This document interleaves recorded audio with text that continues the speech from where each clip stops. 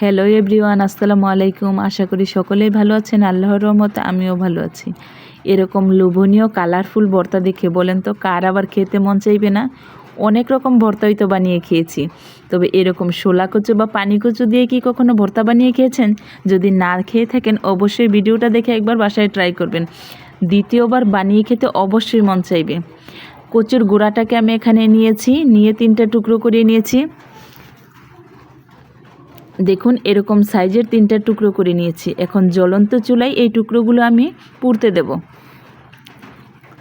দেখুন চুলাটা কিন্তু একেবারে জ্বলন্ত আছে। এই জ্বলন্ত অবস্থায় আমি চুলা থেকে কিছু আগুন বাইরে বের করে নিচ্ছি। তারপর মাঝখানে আমি কচুগুলো দিব, উপরে আবার এই আগুনের আংড়াগুলো দিয়ে উপরে ঢেকে দেব।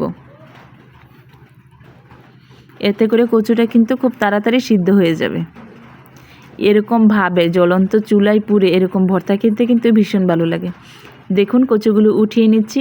ছোট কচুটা কিন্তু পুড়ে গেছে, একটু আগে উঠানোর দরকার ছিল, তো কোনো ব্যাপার না, ছোট টুকরোটা আমি ফেলে দিব। এখন এই 2টা টুকরোর উপরের খোসাগুলো ছাড়িয়ে নিয়েছি এবং পুড়ে যাওয়া অংশগুলো বাদ দিয়ে নিয়েছি। এখন পরিষ্কার পানি দিয়ে ধুয়ে হাত দিয়ে ভালোভাবে নিংড়ে পানিটাকে একেবারে ঝরিয়ে নিয়েছি।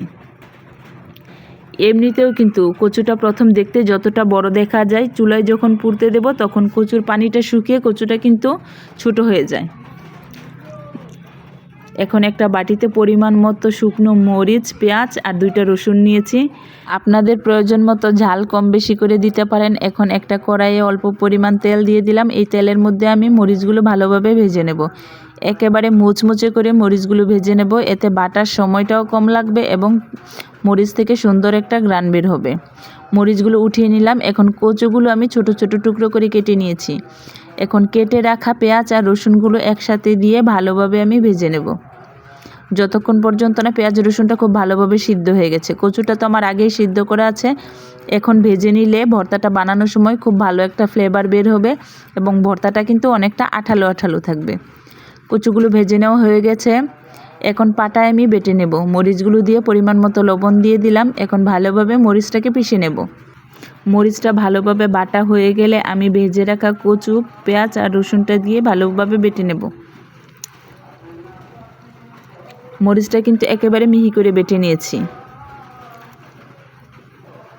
এখন বাকি উপকরণগুলো দিয়ে খুব ভালোভাবে আমি বেটে নেব।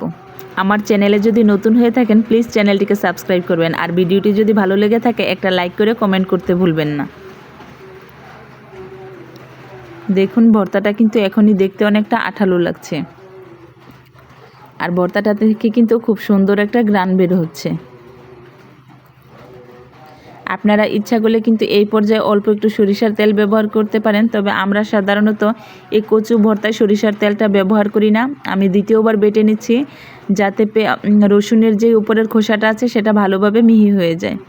দেখুন বাটার পর ভর্তাটা কতটা সুন্দর আর কতটা আঠালো হয়েছে। ভর্তার ফাইনাল লুকটা দেখুন, কতটা কালারফুল আর কতটা লোভনীয় লাগছে। এরকম ঝাল ঝাল ভর্তা গরম ভাতের সাথে সকালের নাস্তায় খেতে কিন্তু ভীষণ মজা। তো আজকের ভিডিও পর্যন্ত, সবাই ভালো থাকবেন। খোদা হাফেজ।